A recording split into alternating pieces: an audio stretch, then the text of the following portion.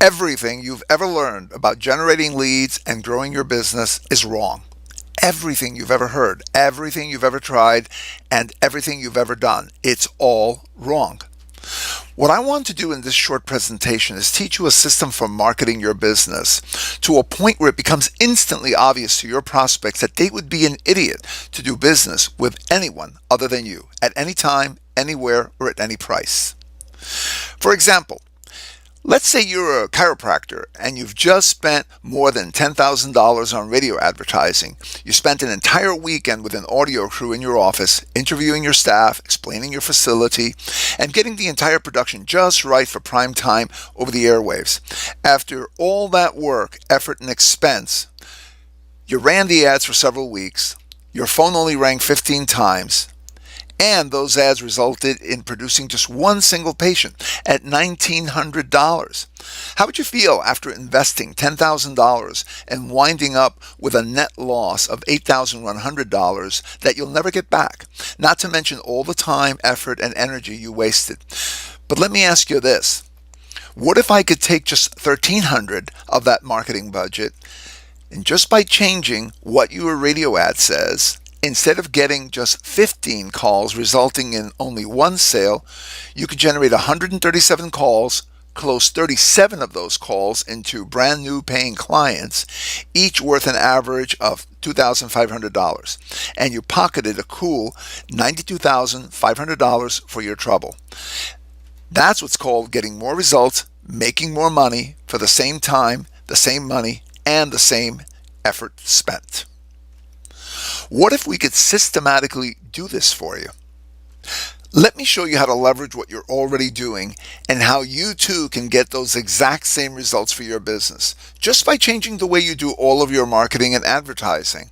And I'm not talking about radical changes, just simple common sense changes that enable you to exponentially leverage your marketing results. That $10,000 marketing budget the chiropractor was spending remained the same whether they were getting 15 calls or 137 calls. And I'm going to share with you exactly how you can accomplish these same results with your marketing and in the process dominate your entire industry. In this short presentation, I'm going to teach you how to achieve massive leverage with your marketing, meaning simply that you'll be making more money for the same time, the same money invested, and the same effort that you're expending right now. Why will this enable you to dominate your local market? Simple. Most businesses simply don't know how to do this.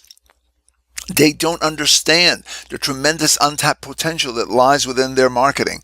Most businesses today spend some money on marketing and advertising and then decide that whatever results they get from the marketing is probably as good as it's going to get. They realize that their results can fluctuate up and down, but they never imagined that results like the chiropractor, where they got 137 calls instead of 15, is even remotely possible. I'm here to tell you point blank that nothing could be further from the truth. The marketing system I'm going to teach you today is based on unchanging principles of human nature that dictate that people always want to make the best buying decisions possible. And therefore, marketing's job, your job, is not to yak incessantly about how great you are or how low your prices are. Your job is to position your prospective buyers so that they have total control over the decision-making process based on them having enough quantity and quality of information to determine that they are receiving the most value for the price they pay. The system I'm going to teach you is truly a breakthrough in marketing and advertising, yet it's simple and it's easy to understand. We have thousands of client successes to prove that this works literally every time it's implemented properly, regardless of what business or industry you're in. I'm going to introduce you to some very common sense principles of marketing that you'll be able to instantly validate and embrace.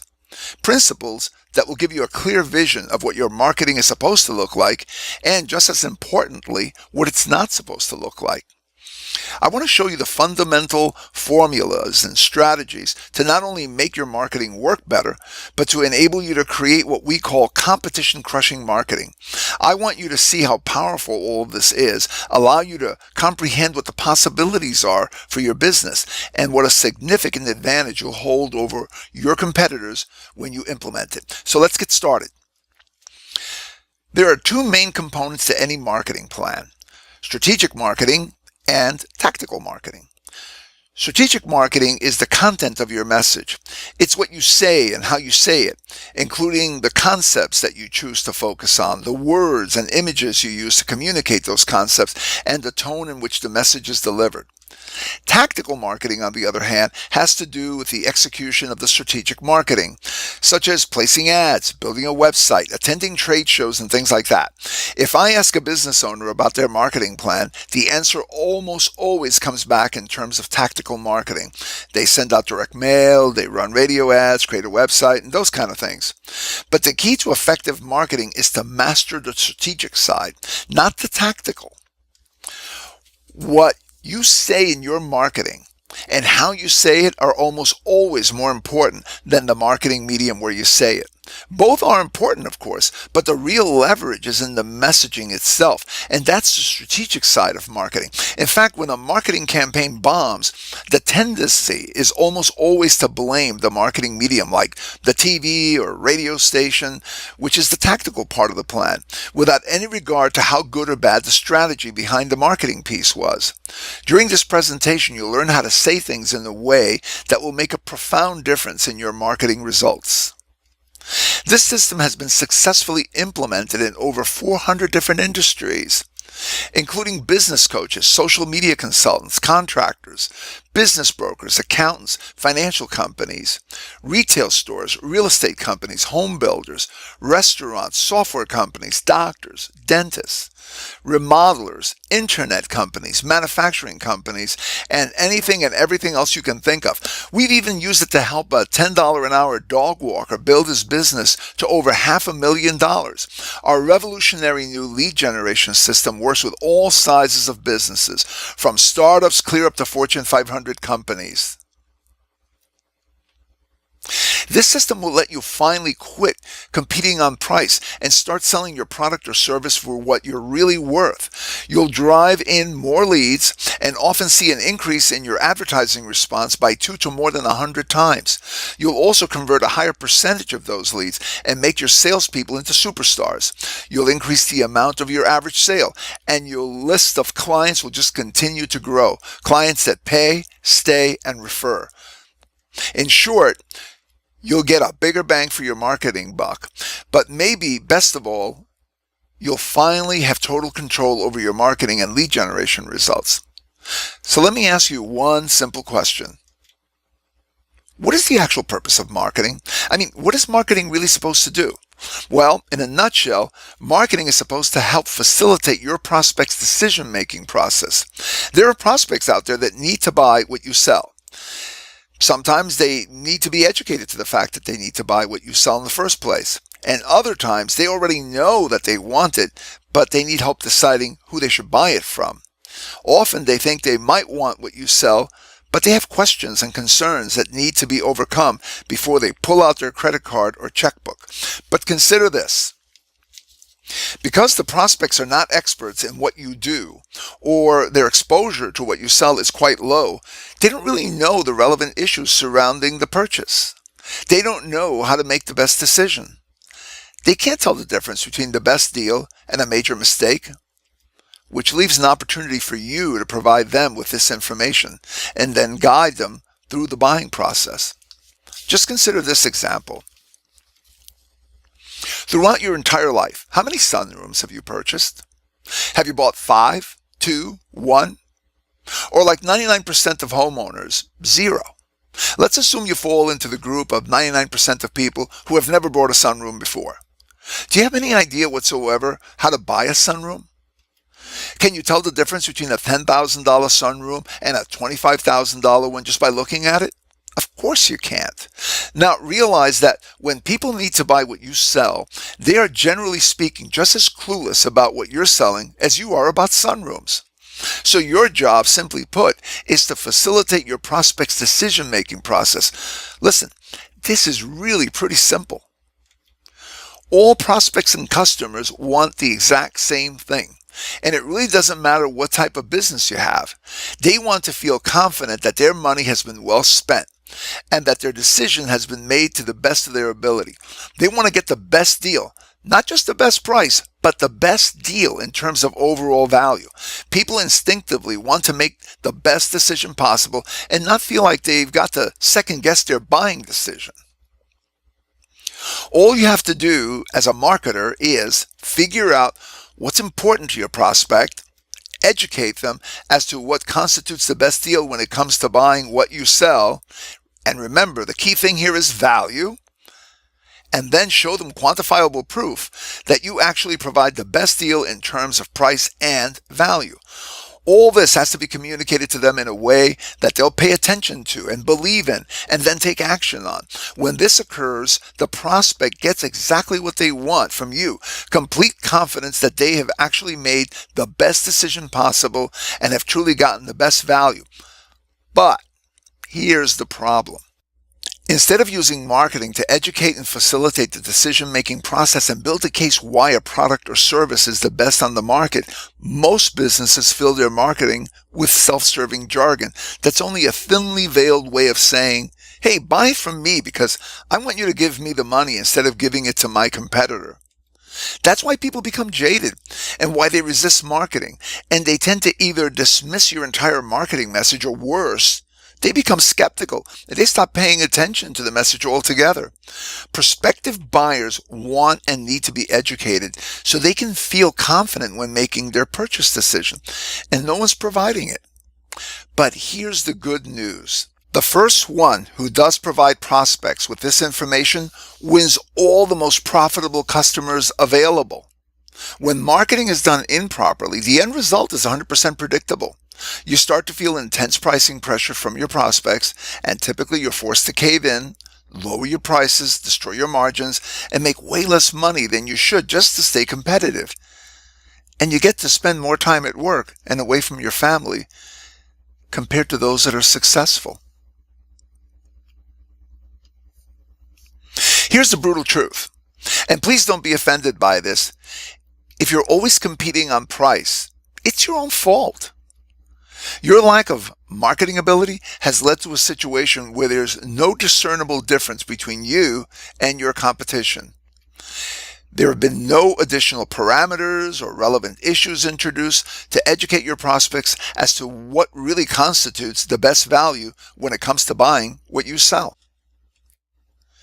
If you feel like you're always competing on price, it's because price is the only relevant value that you've given your prospects to consider. From the prospect's perspective, all things appear equal, so they default to the business offering the lowest price.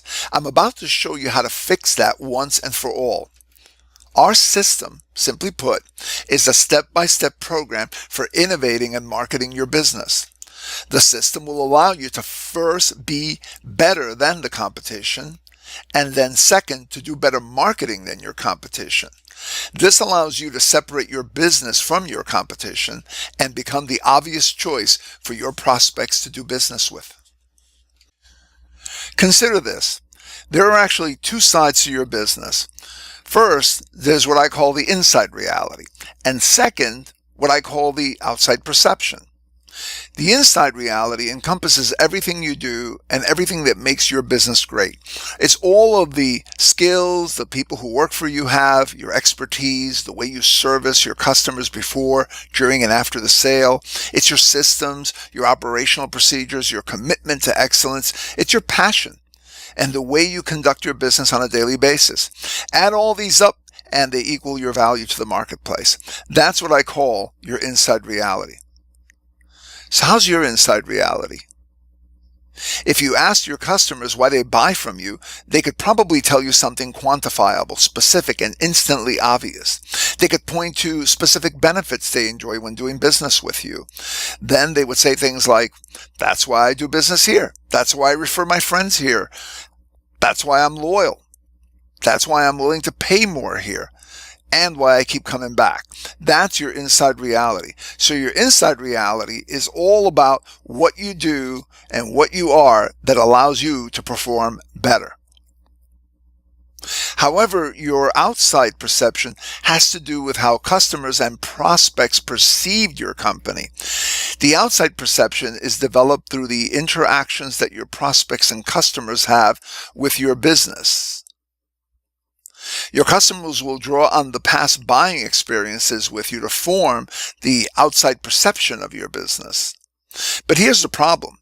If you provide unmatched and unequaled customer service, and your customers absolutely love you, none of that really matters to your prospects if, number one, they don't even know you exist as an option, or number two, they see your marketing and advertising, and because of your inability to market your business properly, their perception is that you're really no different or no better or no worse than your competitors. I would estimate that well over 95% of the businesses that are out there are completely inept when it comes to marketing. And the end result is that your inside reality and your outside perception are perceived to be different. You see, regardless of how good you are, regardless of your inside reality, your prospect isn't going to be able to figure out your true inside reality based on your marketing. You simply appear to be just another business that sells whatever it is that you sell. And don't say, well, that's okay because I have a salesperson. And when they get in front of my prospects, they'll be able to educate them and close the sale. Listen, that's a great theory. But I can flatly guarantee you that even your best salesperson is never going to close a prospect who doesn't know that you exist and therefore never bothers to contact you in the first place. Remember the chiropractor? 137 calls versus 15 calls. That's an extra 122 calls a month. People who were not calling this chiropractor prior to changing his marketing. How can you close people who never contact you? Obviously you can't. That's why your marketing must do the heavy lifting for you. Let your marketing deliver eager, qualified prospects for your sales funnel. But here's even worse news. Competition today is more fierce than it has ever been. How many competitors do you have right now in your business? Because that's how many choices your prospects have. And that's how many additional businesses they have to sift through and filter through as they attempt to reach a buying decision. And by the way, the internet has only made the problem worse. Have you ever noticed lately that everyone's going bonkers for online marketing, SEO, pay-per-click, Facebook, social marketing, and rightfully so? Most prospects are so busy these days that many of them start their buying process by researching online. But here's the sad reality for businesses that are advertising online. They spend a ton of their time and a ton of their effort and money just to get prospects to their website. And guess what their prospects see when they get there? The same old lame junk like service quality and dependability that they saw in the same old lame brochures that people were giving out before the internet was invented, as well as the same old lame junk that all their competitors have on their websites. These businesses then curse their high bounce rate and they try to figure out how to get better qualified traffic to visit their site. The reality is that they're probably already getting enough qualified traffic to their site, but they fail to realize that it's in their lame website that they're not converting these prospects that come to visit, and that's the real problem. Everyone looks at the internet as the end-all be-all to all of the marketing problems, but the reality is that the internet is just another medium that can screw up your marketing with bland messages that do nothing to facilitate the decision-making process of your prospects. Yes, the internet is an important tool in your marketing arsenal, but you need to have a great website, and that means you better fix your strategic messaging that I've been talking about, or you're going to fail. There's an old saying that goes like this: if you want to know why Jane Doe buys what Jane Doe buys, you've got to see the world through Jane Doe's eyes. But the problem is that while most businesses are very good at knowing what Jane Doe wants, because they aren't communications experts. They don't have the ability to communicate through their advertising and marketing their inside reality to the outside world. They can't lead their prospects to say, I would be an idiot to do business with anyone other than you at any time, anywhere, or at any price. We've been successfully generating leads for business owners now for more than 20 years, and it's been my experience that most businesses could stand some improvement in both their inside reality and their outside perception. But for some reason, they struggle the most with the outside perception. In other words, they've got a great business, most of them offer exceptional value, they have a good inside reality, but with all the competition that exists, they have a major problem differentiating themselves from the rest of the marketplace. They're simply not getting the value of their business across to those on the outside looking in. What about you? What's your inside perception? Go grab your marketing. Look at your ads. Take a look at your website. Is it instantly obvious, specifically and quantifiably, what makes you better and unique and different? Do you show your prospects how to judge your industry? What factors they need to consider when deciding what to buy? And how you provide greater value than any of your other competitors? You'll realize, as these concepts start to sink in, that the crux of most marketing problems, including yours, can be wrapped up in this one simple statement. Most businesses' outside perception is not an accurate reflection of their inside reality. So I'm going to show you why this is happening and what you can do to fix this for your business forever. I told you at the beginning of this presentation that everything you know about generating leads and growing your business is wrong. Let me clarify what that statement means based on what we've discussed so far. Everything you currently know about marketing does not effectively allow you to accurately and succinctly portray your inside reality to the outside world. This is a product of decades of being conditioned to do marketing the wrong way. In the very early days of advertising, I'm talking about the late 1800s and early 1900s, much of the advertising that existed back then was comparative in nature. Ads wouldn't say, hey, we're better. They'd say, we're better, and here's exactly why, based on this and that. On average, they did a pretty good job of building a case and helping prospective buyers understand the important issues in regard to their particular product or service. The result was that the outside perception was generally a pretty good reflection of the company's inside reality. Then the most significant event in the history of marketing and advertising occurred in 1945. Television was commercially introduced for the first time. Up until then, total national distribution of an advertising message was extremely limited to radio, print advertising, in a few magazines, and maybe you'd get it into the Sears catalog. But with the introduction of television, large advertisers could buy a TV commercial and reach just about every living person in the country for $4,000 a minute, usually sold in 1 or 2 minute blocks. What a bargain, even in the money 1950. Back then, there were only 3 channels, so demand quickly outstripped the supply of commercials. The prices shot through the roof. In response to the rising costs, the length of the commercial shrank down from 2 minutes to 30 seconds.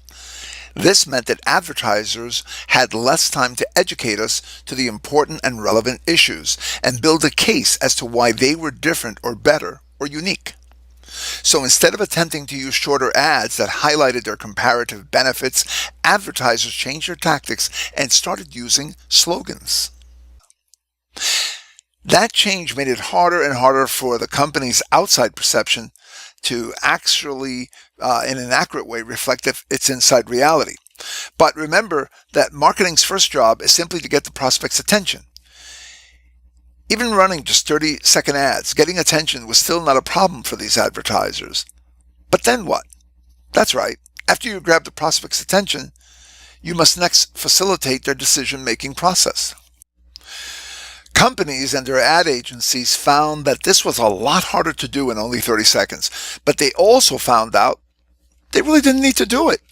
because the number of real competitors, that is the number of competitors that could actually afford to advertise on TV and run ads against their ads, was wonderfully few.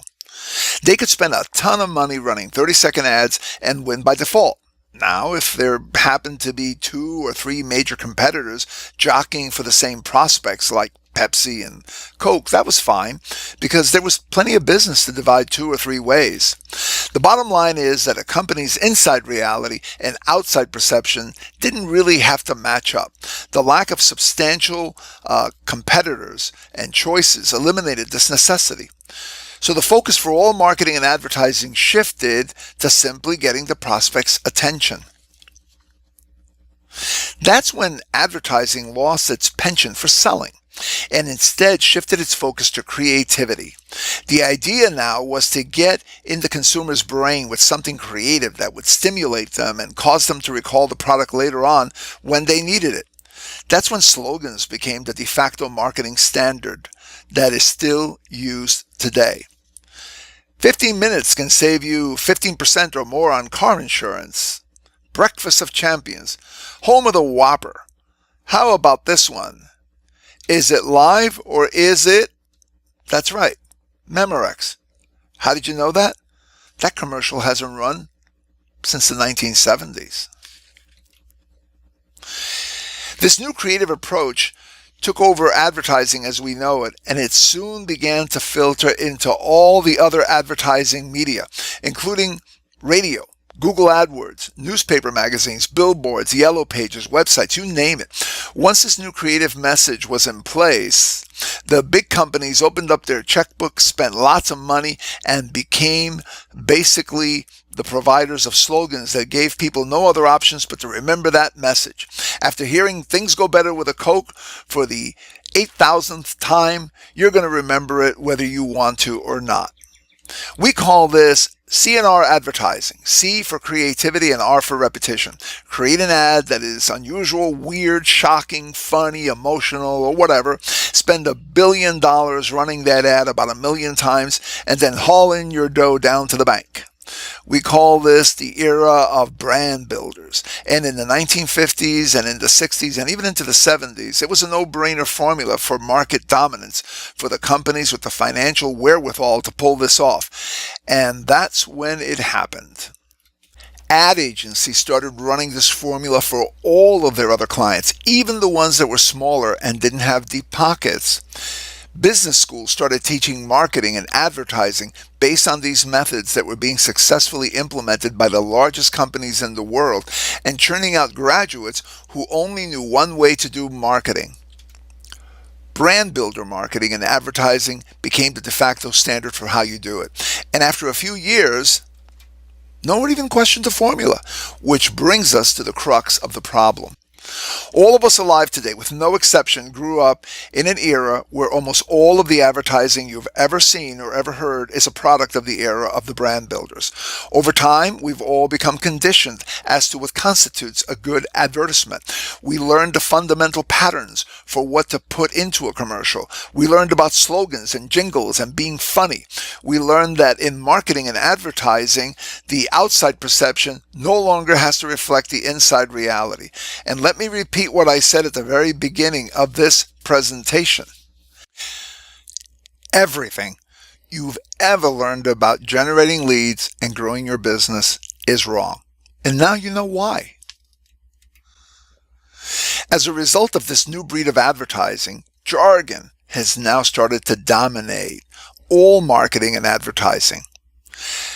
Think of jargon as words or phrases that are drearily commonplace and predictable, that lack power to evoke interest because they're overused or through repetition, and that are nevertheless stated as if they were original or significant.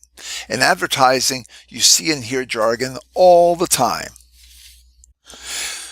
Since businesses have only 30 seconds to try to convey what makes them special, they lump everything into jargon, such as largest selection, most professional, lowest prices, highest quality, best service, fastest, most convenient, largest in the state, more honest. We're the experts. We specialize, work harder, gets the job done right the first time, and has been in business for 4,000 years. Now listen, I'm not saying that you shouldn't be those kinds of things. Those actually make up the foundation you want to use to build your inside reality on. But consider this. If my marketing says that I offer high quality and great service, isn't that commonplace and predictable?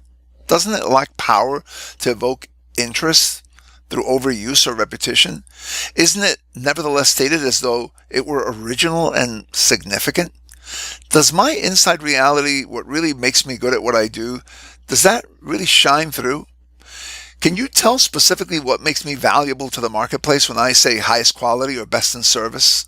See, you simply can't describe, demonstrate, exhibit, reveal, or display your inside reality using jargon. It's just impossible. And unfortunately, the end result is an outside perception that you're really no different than anyone else. There's absolutely no distinction, no separation, and no differentiation. None. You just flat out can't make your inside reality and your outside perception match up when you use jargon like this. In fact, let me give you several ways that you can easily and quickly evaluate your own marketing to see if you're getting caught up in the jargon trap. Okay, jargon evaluation number one is what we call, well, I would hope so. When you make a claim, don't think about it in terms of the words coming out of your mouth. Think about it in terms of the words entering your prospect's ears. This will enable you to realize just how absurd most jargon sounds. Look at the messaging in your marketing and then ask yourself if your prospect's immediate response might be something along the lines, well, I hope so. Let me give you an example. I recently saw a TV ad for a remodeling company.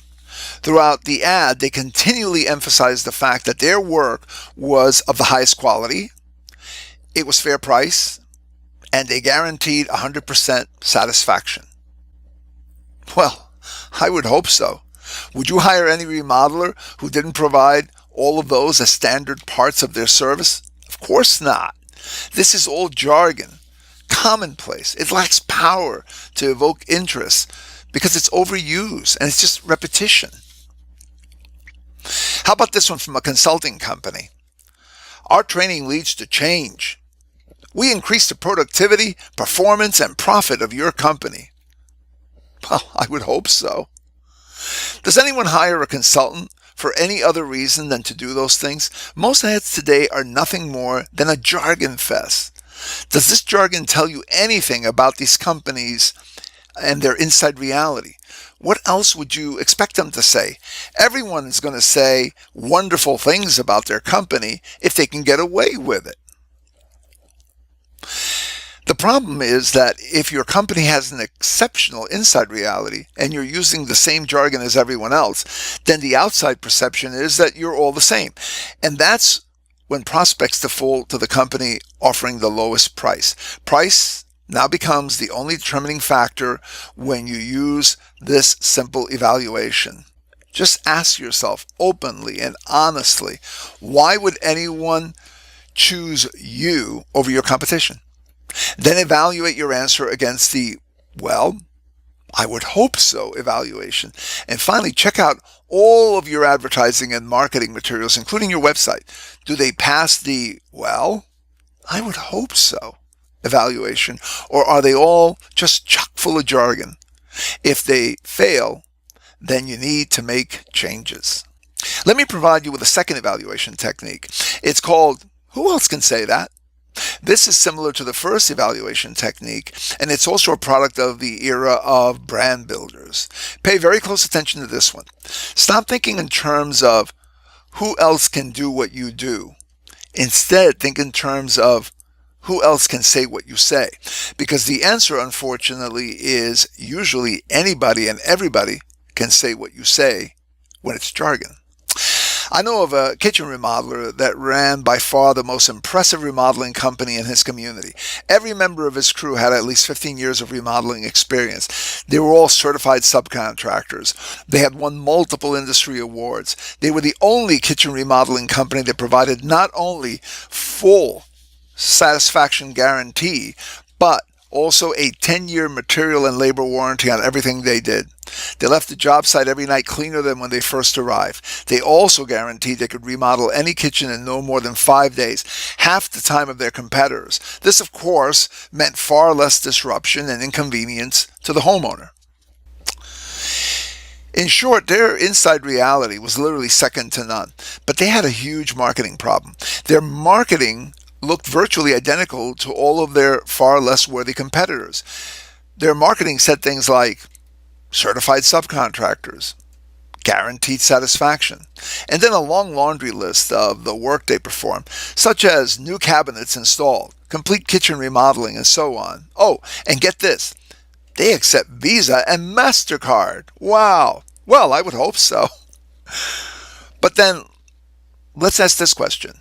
Who else can say that?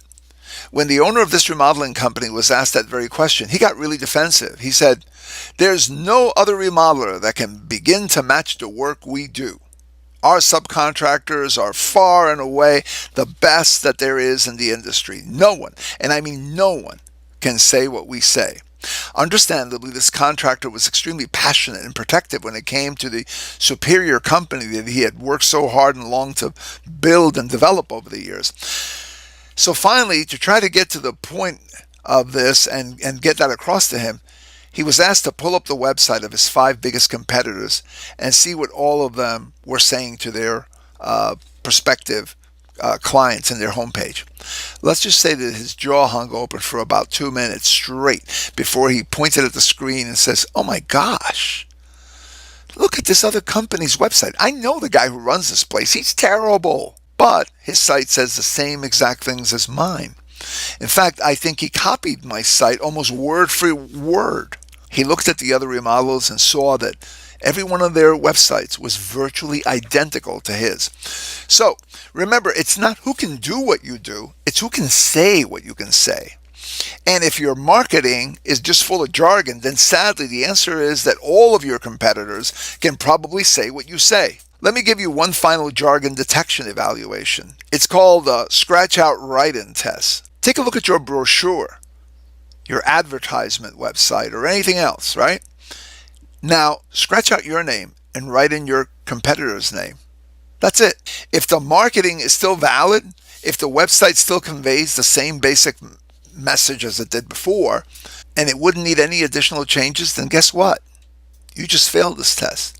This evaluation can be very revealing.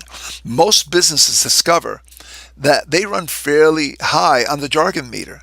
You may find that your inside reality, excellent as it may be, is nowhere to be found in your marketing messaging. It's all lost in the sea of jargon and completely invisible to your prospects. Does that make sense to you? Is it evident that this might be a problem for you now and a tremendous competitive advantage if you could figure out how to fix this for your own business? So let me show you how to fix this. Let me explain how you can follow a very simple process we call the conversion equation. And when you do, you will eliminate jargon forever. I'm going to show you how to become a communications powerhouse. Make your outside perception become an excellent reflection of your inside reality. And finally, begin to get the results from your marketing that you should be getting. The conversion equation has 4 main components. Let me start with a brief introduction, and then I'll go into a little more detail. The first component of the conversion equation is called interrupt. This is simply the process of getting qualified prospects to pay attention to your marketing. This is often accomplished by affecting the prospects emotionally. Sounds simple enough, doesn't it? Unfortunately, it's a lot more difficult to pull this off in real life unless you understand what you're about to learn here. The second component is engage. Once the prospect is interrupted, it's critical to give the reader the promise that information is forthcoming that will help the prospect make the best decision possible, or in other words, facilitate their decision-making process. This is also best accomplished on an emotional level.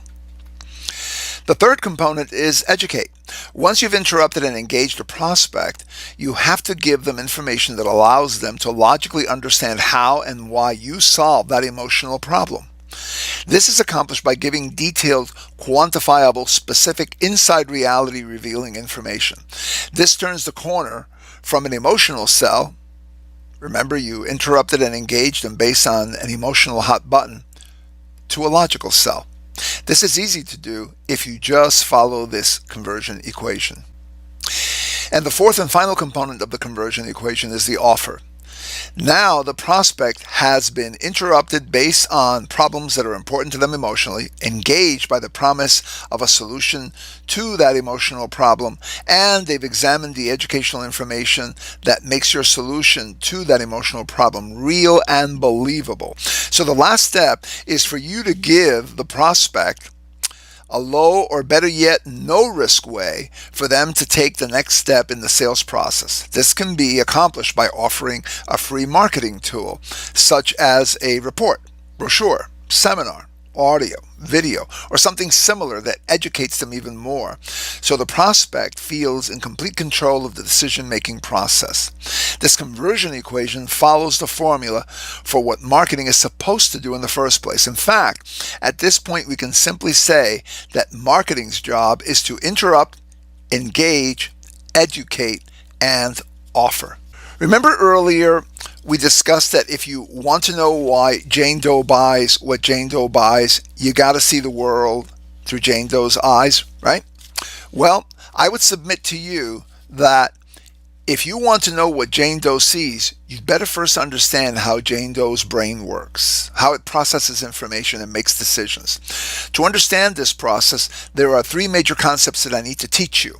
Three concepts that no one else in the world of marketing understands, but three concepts that will make all the difference in the world in your marketing's effectiveness and, more importantly, in your company's profitability. The three things you need to know about Jane Doe's brain are downtime, uptime, and reticular activation system, also known as the reticular activator. Let's begin by discussing that first concept called downtime. Simply put, this is the hypnotic state of running automatic patterns that allows your brain to perform habitual tasks without any conscious thought or effort. You do this all the time. For instance, have you ever driven to work and when you got there, you don't remember making the trip? You were on downtime. This occurs because driving to work is a habitual pattern that you run so frequently that you don't have to consciously think about it. Have you ever stepped out of the shower and couldn't remember if your hair had been shampooed or not? That's your brain again, performing a daily routine without any conscious effort or thought. Now here's what downtime means in marketing terms. People see and hear ads with their eyes and ears, but they don't notice them on a conscious level. If you open a newspaper, you'll be looking maybe at about 70% ads and only 30% bona fide news articles. But because the ads are only seen on a downtime level, 9.9 times out of 10, you won't consciously notice them at all. All you consciously see is the news, which is what you were there for in the first place. The second concept is what's known as uptime. This is the brain's state of alertness or active engagement. It's like when you're driving on the freeway in a heavy thunderstorm, your hands firmly gripped on the wheel at the 10 and 2 o'clock positions, and your pupils get as big as saucers. You're sensitive and responsive to everything around you. You're in uptime when you're watching a horror movie, and when you hear the music building to that crescendo in anticipation of something really scary happening. You can think of uptime as your brain's alert mode. But here's what uptime means when it comes to your marketing. When your prospect is in uptime mode, they are consciously noticing your ad or marketing piece, and they're open to your suggestions and solutions. Something captures their attention and compels them to keep paying attention. The key to marketing is to get your prospect out of downtime and into uptime. We want to shake them out of their natural subconscious haze, where they never see your ad or marketing piece, and into uptime, where they're fully conscious and aware of what you're trying to communicate to them. Once you understand how to do this, you'll have the ability to make a fortune with your marketing. But to completely grasp this model, you've got to learn the third major concept about how Jane Doe's brain works, which is called the reticular activator. The reticular activator is the part of your brain that's on the lookout 24 hours a day, 7 days a week, even when you're asleep. It constantly scans the environment, looking for things that fall into any of these three categories. Things that are familiar, things that are unusual, things that are problematic. When the brain detects any of these three categories on a subconscious level, it sends a message over to the conscious side of the brain and says, hey, wake up. There's something here you need to pay attention to. And by the way, whatever those familiar, unusual, or problematic things are, we call those the activators.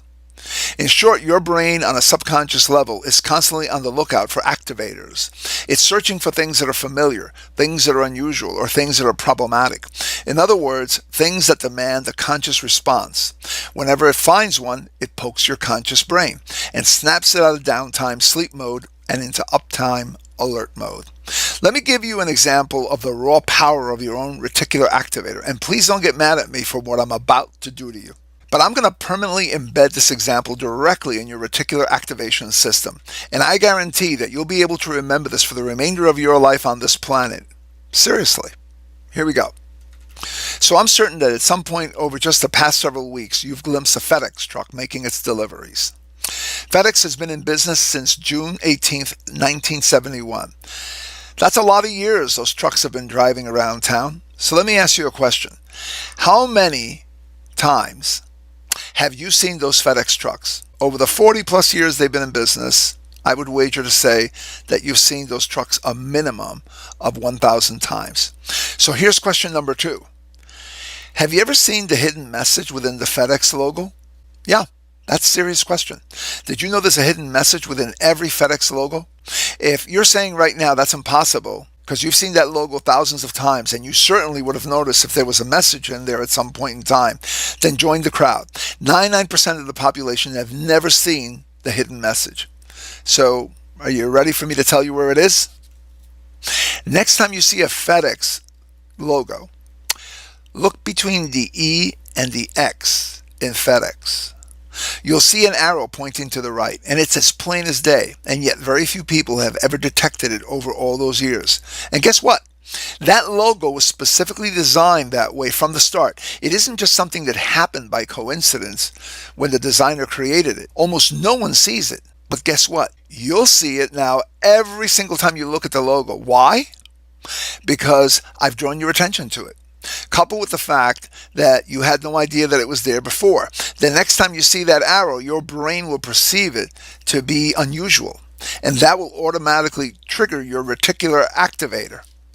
Remember, things that are familiar, unusual, or problematic poke your brain and make it pay attention through your reticular activator. But guess what's going to happen next? Now that you know the arrow is there, every time you see the FedEx logo, your brain will immediately seek out the arrow, and as you observe it over and over, the arrow will move from being unusual to being familiar. And in both of those cases, guess what else happens? You will maybe notice the arrow for a second or two because your brain activates when it sees it, moving you from downtime to uptime. But since the arrow isn't really relevant or important to you, your brain will quickly revert to its downtime and just forget about it. So, what does all this have to do with marketing then? The short answer is everything. Understanding what wakes people up so they pay attention is what's going to get our marketing message past the interrupt stage and into the engage stage. And when we engage your prospect, we've just increased our chances of selling to the people you're trying to engage by 1,000%. This is going to solve the problem that every other marketer hasn't been able to figure out, which is not just getting them interrupted, but also getting them engaged. Not just finding any old activator, but finding the right activator. Any idiot can simply interrupt people. In fact, that's actually very easy to do. The so-called marketing gurus over at Madison Avenue, they do it all the time. Those guys and gals prefer to use activators that are based on things that are familiar and unusual because they're the easiest to pull off. Have you ever noticed how many different kinds of animals you see in advertising? That's because animals are familiar and likable. And the idea is that those animals will interrupt you by poking your conscious brain when they're detected by your reticular activator. Affleck has the duck. Geico has the gecko, and Coke has its polar bears. You constantly see dancing elephants, talking dogs, and finicky cats. All of these animals have good interim value based on their familiarity. That's also the major reason that big advertisers use celebrities. Familiarity. And what about activators based on unusual things? Well, that's what creativity is all about. Creativity's main purpose in advertising is to dream up something so weird, so strange, so shocking, so unusual that it'll snap you out of downtime and into uptime, otherwise known as interrupt. But here's the key. Here's what no one else seems to understand, and what just may be the most important thing you'll learn in this presentation. Once the brain is activated, once it's been broken out of its downtime and into uptime alert mode, it wants to be engaged. So it immediately and subconsciously searches for additional clarifying information. The brain wants to know, hey, what's this all about? How does this affect me? Do I need to do anything about this? Literally, on a subconscious level, the brain goes on a fact-finding mission. The bottom line is that the brain wants to know how this is important and relevant to me. Should I allocate any conscious bandwidth to this? So it searches for additional facts. If it finds them, it'll become engaged. If not, it will quickly revert back into downtime. We call these important, relevant issues hot buttons.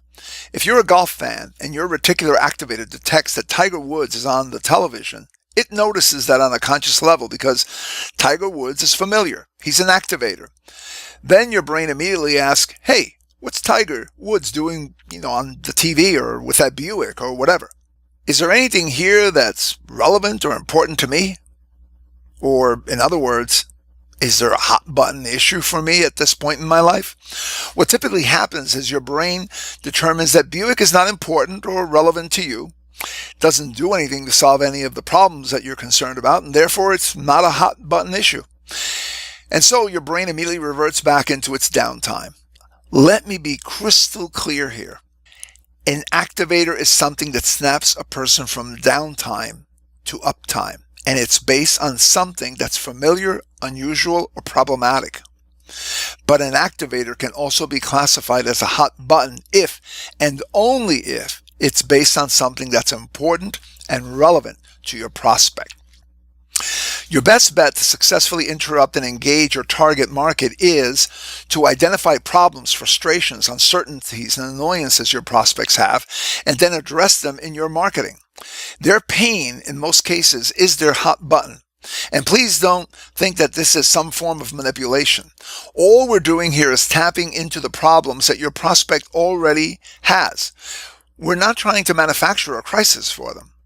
We're merely poking their problems and pointing out those problems so that their reticular activator notices and brings us into their active radar screen.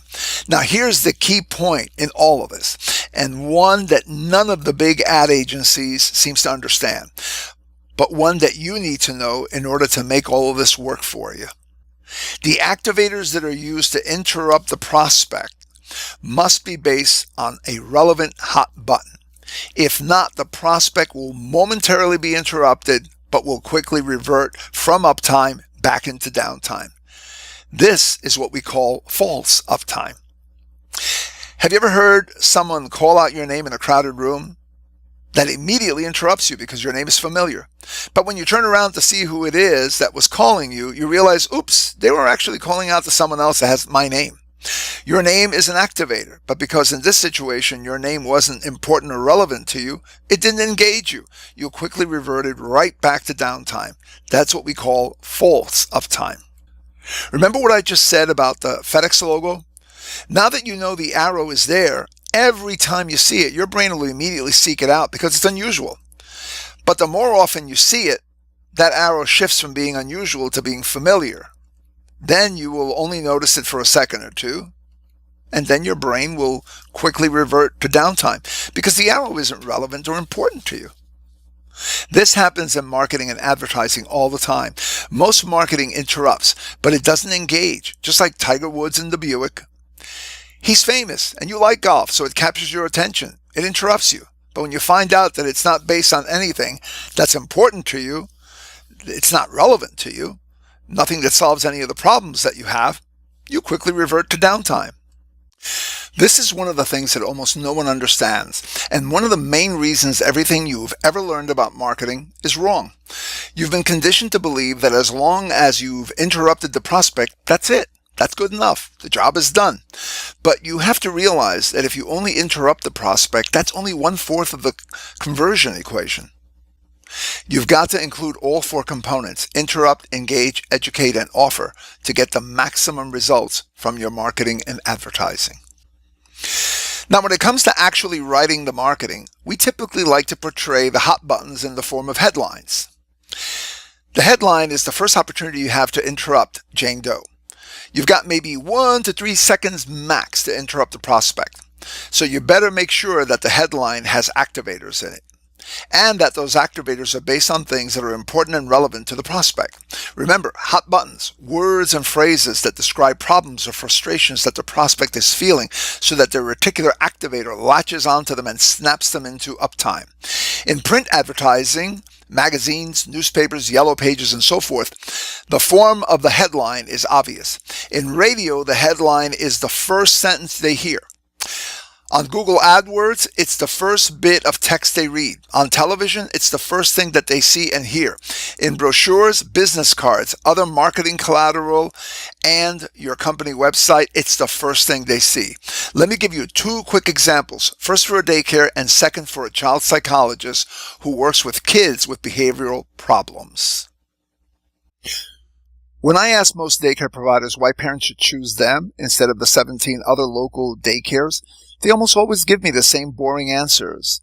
High quality, attention to detail, we supervise our staff better, we're honest, we've taken care of more than 200 kids, and so on and so on and so on. Nothing but jargon. Unfortunately, this exact same jargon shows up in boring and ineffective headlines. For instance, when I looked at the marketing of various daycares, they said things like this: safe, nurturing, and creative environment. Optimize your child's development. Acclaimed by thousands of parents. Accredited by industry professionals. A leader in early childhood care and education. Those are all real headlines from real ads. Jargon and more jargon. But note this as well. These headlines all speak to the daycare, not to the prospect. You could place the word "we" in front of all of that jargon and it would fit perfectly. We optimize your child's development. We're acclaimed by thousands of parents. We're accredited by industry professionals. Prospects don't care about the daycare. They care about themselves and their kids. None of those headlines address the problems or concern of the parent, do they? No. If you really want to interrupt John and Jane Doe, you've got to use much more powerful language than that to get them to respond on an emotional level. So how about this headline to effectively communicate the concept of a safe, nurturing, and creative environment? Ever felt like your daycare treated your child like a number instead of a little person? Or how about this one to convey being a leader in early child care and education? Is your daycare idea of good educational curriculum watching Barney on TV? Or this one, introducing a daycare center that doesn't consider mac and cheese to be one of the 4 major food groups. All 3 of these headlines work in tandem with close-up pictures that work to reinforce this powerful and compelling message. That headline that said, "Ever felt like your daycare treated your child like a number instead of a little person?" Next to it is a 4-year-old child sitting in the corner with his head buried in his hands crying. Talk about powerful, emotional, and compelling. Talk about interrupting. See how these headlines speak to the issues of the prospect instead of the daycare?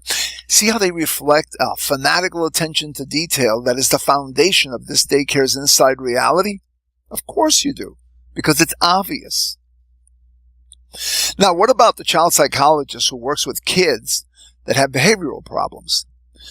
Most of these types of professionals say things like, "We offer parenting advice and resources. We can help get your child under control. Learn the secrets of well-behaved children." As a parent with not a controlled child, why would I want to know the secrets to well-behaved children? See what I mean when I say that no one is getting it? That everything you know about marketing is wrong? If you have a child that embarrasses you in public, that's basically uncontrollable and unmanageable, then aren't you desperate for a solution to that behavior?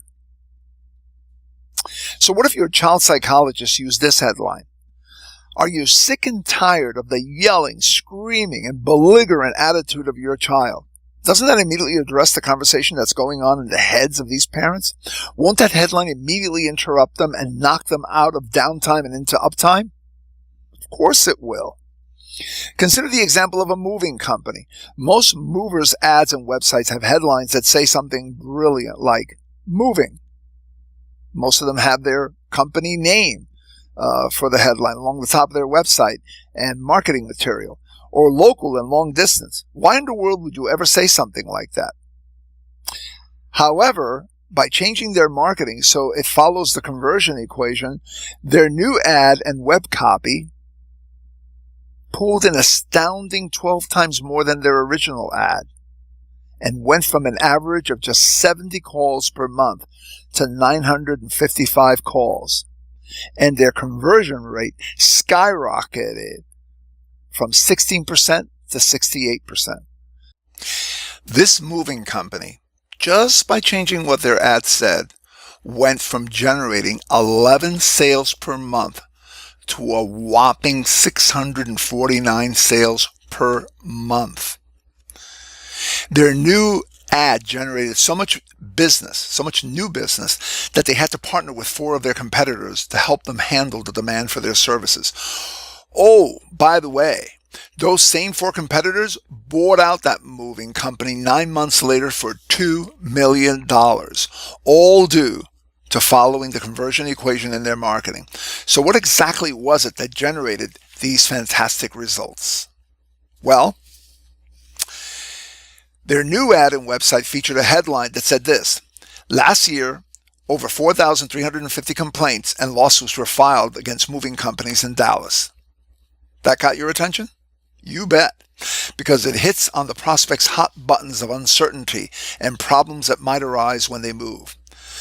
Then they go on to describe what to look for and what to watch out for when moving from one location to another. It educates the prospect as to what standards they should use to find the best value when hiring a moving company.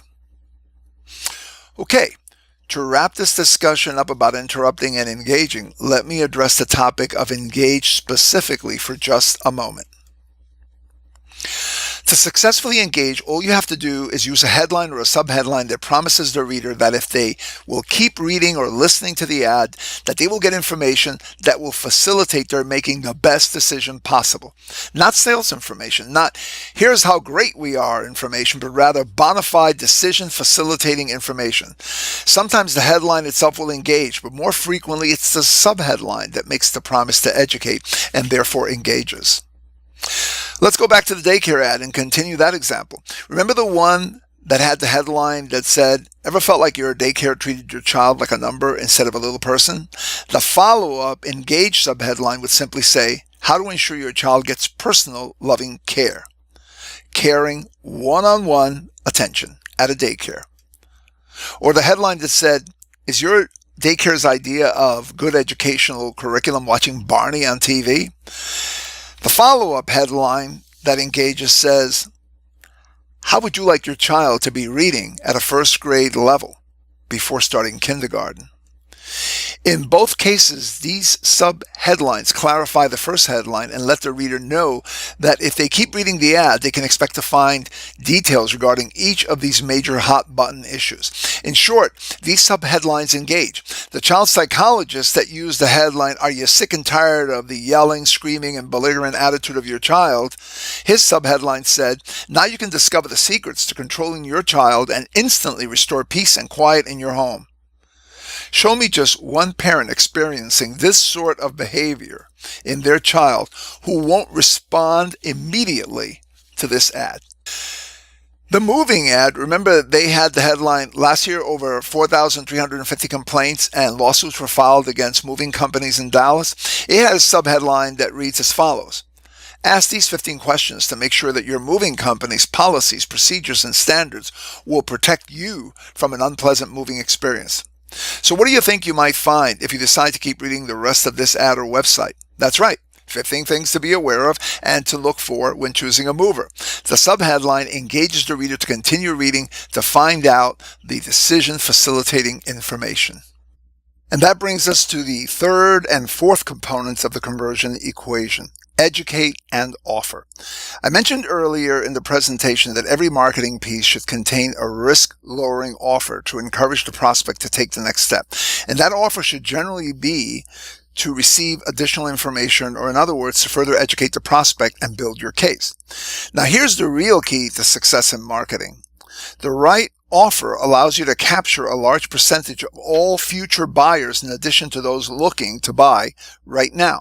There's an educational process that the prospect goes through from the moment they begin thinking about buying your product or service to the point where they actually complete the purchase. Most marketing only caters to those now buyers who will be making a purchase decision in the very near future, and does nothing or very little to educate those who are thinking about it right now but who might be buying later.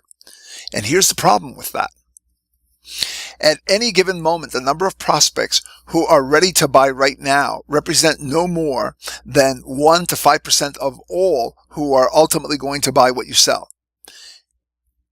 You've got 95 to 99% of your prospects who are in the thinking about it and gathering information mode. But when they're attempting to gather information, you don't give it to them. This is where the fourth component of the conversion equation becomes absolutely huge. Your offer gives you the opportunity to provide additional educational information to the gathering information mode prospects, and in the process capture valuable information about who these people are so that you can proactively market to them on an ongoing basis. This allows you to take total control of your target market. The daycare center that we've been talking about makes a perfect example of this. How many of the parents that see this ad for daycare remember the one that says, "Ever felt like your daycare treated your child like a number instead of a little person?" Or the one that said, "Is your daycare's idea of a good educational curriculum watching Barney on TV?" Remember those? How many of the readers do you think are ready and waiting to relocate their kids from their current daycare to this daycare, and were relieved to see this ad so they could finally make the switch? My guess, maybe 1% maximum are now buyers. But because the headline, subheadline, and images are so powerful, because they do such a good job of interrupting and engaging, a lot more parents who are not ready to buy right this very minute are going to see those ads, pay attention, and be interested. These powerful ads could easily compel as many as 10 to 15 or even 25% of the parents who read these ads to seriously contemplate changing daycare service. But if the ad's only offer is the typical one that most daycares put in their ads, call for a free consultation, then none of those future buyers are going to call. Why would they? If you're not ready to make a change, why on earth would you call now for a free consultation? You wouldn't. Furthermore, the ad itself is relatively limited in size. The daycare can't possibly cram their entire case with all of its associated evidence right there in that ad. It won't fit. This is why we would recommend that the daycare provide what we call an informational offer. What if they offered everyone who calls a free report titled 10 Things Your Daycare May Not Tell You? This report uncovers the 10 critical areas all parents must know and investigate before they place their kids with anyone offering daycare services. This revealing report compares the 17 most popular area daycares against each other in all of these 10 areas, saving the parents their time, effort, and energy when making that all-important decision as to who will watch their child. But here's the really neat part. By having this type of offer that you get, when the parents do call in or go online to request a free report, the daycare can now capture the prospect's contact information and proactively market to them from now until forever. Then the daycare could set up what we call a drip campaign to consistently and repetitiously follow up with these interested parents and keep providing them with additional decision-making information until they finally become ready to buy. Depending on what you sell and the specific situation, there are actually 8 different types of informational offers that we create and offer your prospects. And if we want to dominate your marketplace, we've got to get your offers right as well. Hopefully, this is all coming together for you now. Interrupt, engage, educate, and offer make up the conversion equation. And that equation is literally the backbone of all the incredibly successful marketing campaigns we've ever put together. So let's go ahead and wrap this up. You can probably tell from the depth of information in this presentation that we have a bona fide step-by-step system that helps business owners just like you become financially free using superior marketing that makes your phone ring. Remember earlier I said that our system works for big Fortune 500 kinds of companies? Well, it works for any company, including smaller companies. Our passion is for you, the business owner who has to scrape, fight, and battle every day just to earn a living. I'm offering our system to you as a way to reach the ultimate pinnacle of life, financial freedom for you and your family, along with the ability to do whatever you want with your time and money. After all, you more than likely started your business because you have a true passion yourself for what you want to do. But when marketing is ineffective, owning your business can become no more than working a poorly paying job. Compelling and successful marketing can provide you with the financial freedom to pursue your real true ambitions in life. I believe that everybody has a cause that can be more fully pursued and supported when you're financially independent. Let us help you reach that goal. We have the tools, resources, and support to help you accomplish this in record time. I invite you to take a 40-minute guided tour of our e-learning marketing system. This system is a fully integrated small business support system that took over 3 years and $4 million to build. It is packed with tried and tested successful resources and tools that fully leverage the scientific principles we've covered in this video program. Let's be clear, this is not a get-rich-quick program, but I can guarantee you this. If you accept our gift of 3 free video lessons at the end of the guided tour, it will add some significant revenue to your balance sheet. To access the e-learning marketing system guided tour video, simply click on the link provided with the note that gave you the link to this video. I promise you that you will not be disappointed. Good luck, and thanks for tuning in.